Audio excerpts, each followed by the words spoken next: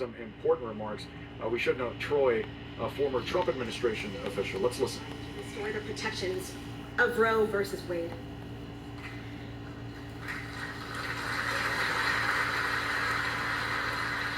The choice this November is clear. The Biden-Harris ticket is the only choice that will protect a woman's right to choose and access to reproductive health care.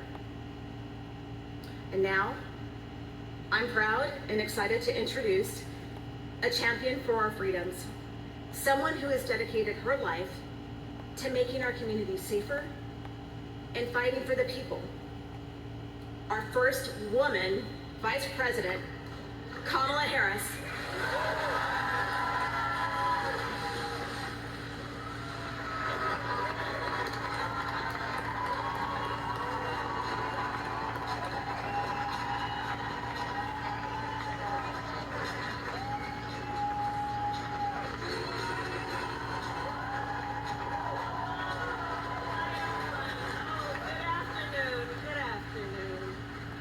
Please have a seat, everyone. Please have a seat. It's really good to be back in Michigan. I want to thank you all for the work you're doing. I want to thank Debbie Stabenow. Where are you? She's that extraordinary senator of yours. She's over there somewhere. There she is. Thank you, Senator. Every time I think I've come to the state, she's met me on the tarmac, including today. Thank you for your leadership always. Thank you. Before we begin our conversation today with these two extraordinary leaders, I do want to discuss briefly what happened on Saturday. I've not had a chance yet to publicly talk about it, but I will say a few words about the attempt on the life of former President Trump over the weekend. As we all know, it was a heinous, horrible, and cowardly act. My husband Doug and I are thankful he was not seriously injured. That day, as soon as we saw what was happening, we said a prayer for his well-being.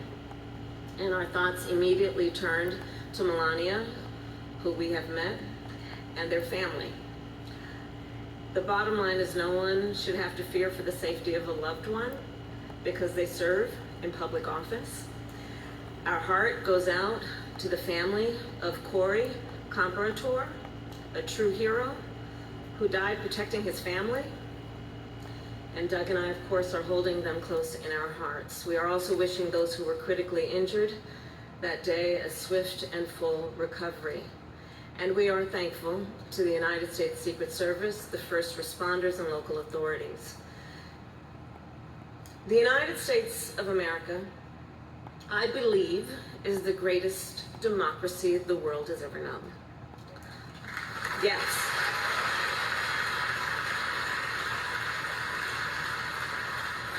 But in the aftermath of this weekend's shooting, one of the questions we now confront is about the way we should engage with one another in this campaign. On Sunday evening, our President Joe Biden issued a call for unity. And there must be unity around the idea that while our nation's history has been scarred by political violence, violence is never acceptable. There can be no equivocation about that.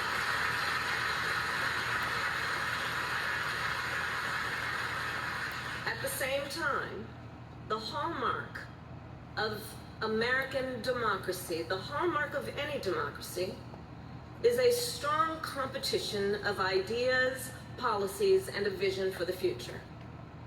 And just as we must reject political violence, we must also embrace a robust discussion about what is at stake in this election. The surest way to reaffirm the strength of our democracy is by engaging in a vigorous and civil exchange of ideas. And one of the ideas and one of the principles that is at stake in this election is the issue of reproductive freedom. And that is why I am here today to discuss that topic, and I look forward to our conversation. Thank you all very much.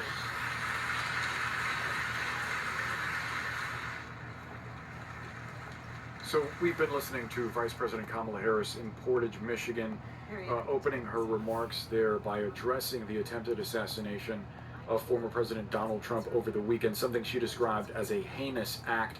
She said that soon after it happened, her focus, her prayers were for Donald Trump. Her thoughts were with Melania, the former First Lady, and their family.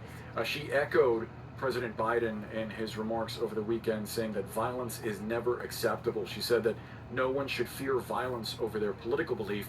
She then went on to acknowledge that the incident opened up questions about ways to engage with one another in the campaign that keep the focus on civility, but also draw into question major issues. She said, quote, "We must also embrace robust discussion about what's at stake in this election."